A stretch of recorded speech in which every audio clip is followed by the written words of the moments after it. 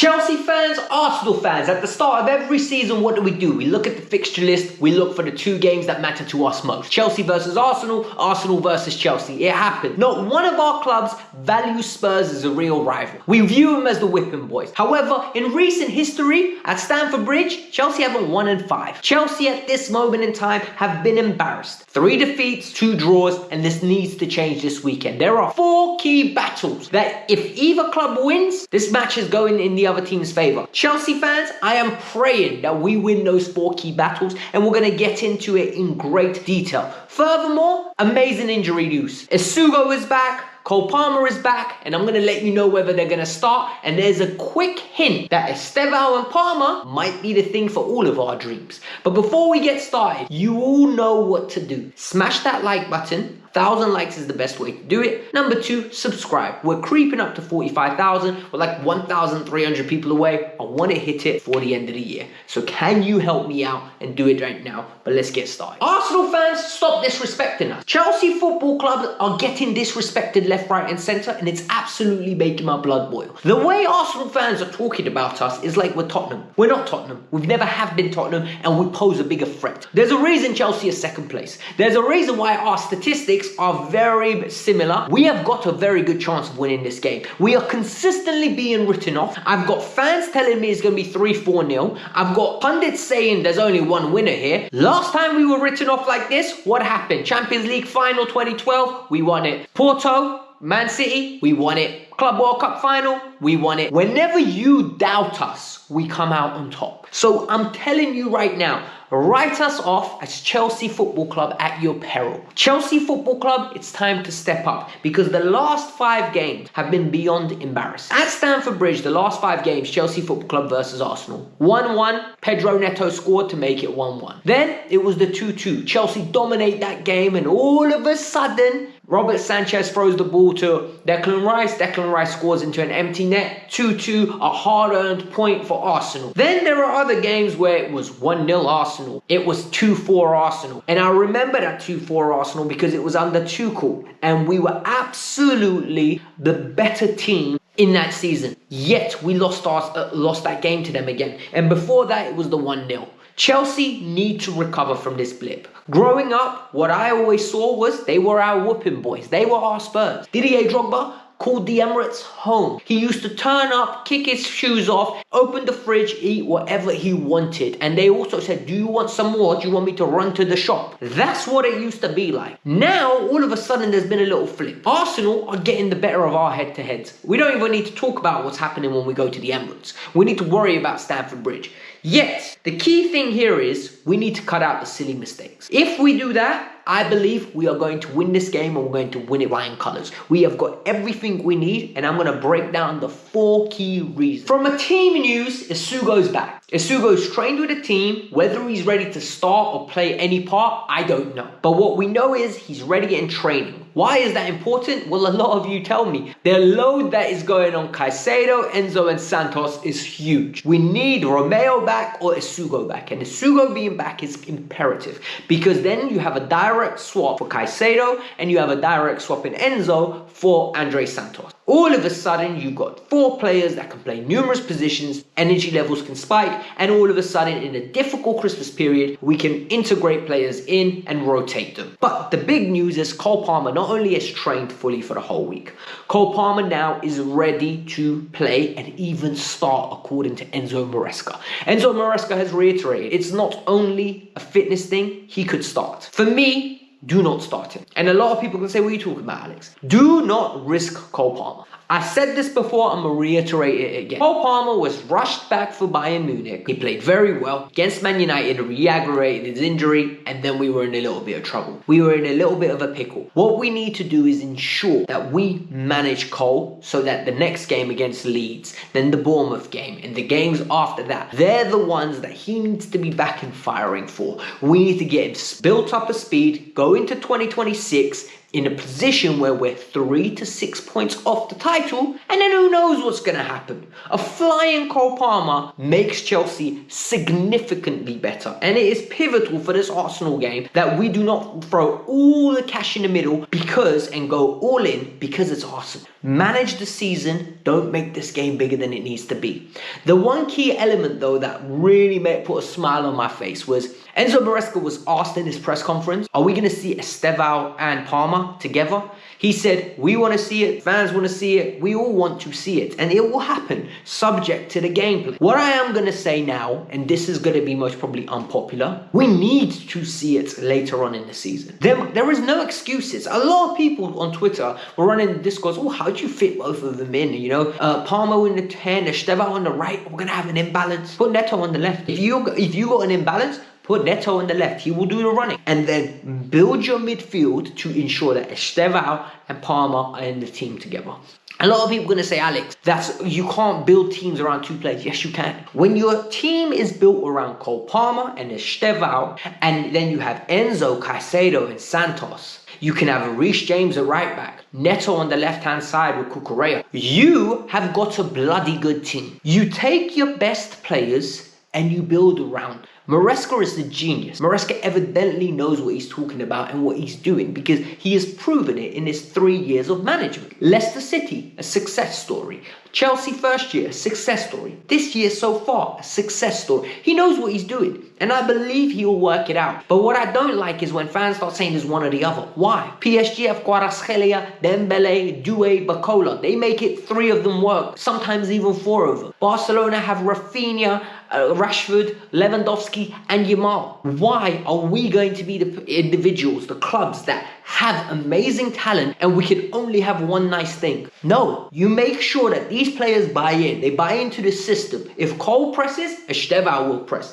If Estevao presses and Cole presses, what do you think the rest of the team's going to do? It's contagious. What we can't allow to happen is what happens at Madrid, where Mbappe doesn't press, Vini doesn't press, I'm bigger than the team. No one's bigger than the team. The team is Enzo Maresca. Maresca is the captain, he's the president, he's the chief. In this world, he's Michael Jackson, and everyone else is Tito. If you guys watch Rush Hour, you know where I got that line from. But for me, it is imperative that we enable our best players to have other amazing creative sources to play with. You do that, and you could become a great team. But now, the 4 big things that Chelsea have to do and Arsenal have to do to win that game. Personally, I don't care about Arsenal. Don't get it twisted, right? I respect Arsenal, I just don't like them. I think they're a very good team, but I think they're getting a little bit too overrated. I think they're on phenomenal form, but so are Chelsea. If you look at the league season this year, right? They're 6 points ahead of us. Okay, they've had better results than us. We've scored more goals. They've scored more goals by 1, 24 to our 23. 6 clean sheets to their 7. We've conceded 11 goals, they've conceded 6. We've created more chances. In terms of XG, we've got 22.4. They've got 21.3, I think. For all in all, these teams aren't too dissimilar. So when people tell me, oh, there's no chance for Chelsea, Chelsea cannot win this game, I tell them, you're deluded. We heard this script before. We've seen this script before. PSG were meant to destroy us. People were saying 3s, 4s, 5s. Some people said you're getting Inter Milan. Broski, if we're getting Milan, we better be getting AC Milan because that's the proper Milan team, alright? Not Inter. Don't disrespect us. Do not disrespect us. And the pivotal positions and the pivotal battles that we need to watch out for. Number 1, Robert Sanchez needs to be assertive. When there are corner kicks, I don't want to see Robert Sanchez fighting with the player that's in front of him. What needs to happen is someone needs to come stand in front of Sanchez and that player and marshal that man. Then Sanchez needs to be brave. Whipping cross, come and punch it. Come and collect. You are 6'4". You have been absolutely amazing at doing it this year. Stand up, be counted, make a statement today, Bobito. Bobito, we need you to win that battle. They are a huge threat from set pieces and corner kicks. We need to nullify it. We're good from set pieces. Our goalkeeper needs to make sure, yeah? Make sure you come and collect the ball and say, gracias, cabron. I need you to come out, broski. Do your job. The second thing, fullback. Eze versus Reece James is always a good battle. It is a very good battle and it's one that we need to get on the top of. Earlier this season, Reece, Eze made you look like a fool. Don't let that happen again. You need to step up. On the left-hand side, Bakayo versus Cuckoo. Cuckoo, you got yourself a lovely little token victory against Yamal. To the point where Yamal ain't recovering. Yamal's all of a sudden morale is down. I need you to do the same for Bakayo. The fullback battles for us are absolutely essential. You keep those two on the wings quiet, because I think Ødegaard's going to be in the middle for them. We are going to be in a position where we win this game. If Cucurella and James have good games, we are in a great start. The midfield is where I think wins the game or loses the game. A lot of people say, oh, Alex, what are you talking about? The midfield is pivotal. Enzo Caicedo and the third person, maybe it's Gusto, maybe it's James, whoever is in there needs to be on his best form. Best behavior, broski. I need them to step up. This is an integral time for them. Arsenal have got Declan Rice, they're going to have Ødegaard, and they're going to have Zubimendi. I need them to make Zubimendi feel uncomfortable with his own ends. Yeah? He's in London. I want him to be scared to go home. I want him to be chauffeured home. I need someone to clamp him. Declan Rice, remind him that he's a Chelsea fan. Remind him that his family loves Chelsea more than they love him, right? Remind him that his family are season ticket holders at Chelsea Football Club and adore the club. And make them celebrate when we whoop him. And when it comes to Martin Ødegaard, he ain't 100% fit. Put a little challenge on his shoulder. You know, put a little challenge. Make him doubt that if he's ready. Because at the end of the day, this is a rival. At the end of the day, you need to clamp someone to make them feel not comfortable. They're coming to the bridge. The environment's going to be absolutely hostile from our fans. They are going to be on it. Stamford Bridge, big games, under the lights, nighttime. We are on it. The players need to match that energy, and I believe they can. That midfield battle is imperative. Enzo Fernandez, these Arsenal fans talk about you like you're a scrub. Amigo, you have a Copa America, you have a World Cup, and you also have a Portuguese League, a Club World Cup, River Plate trophies, and more importantly, a Conference League.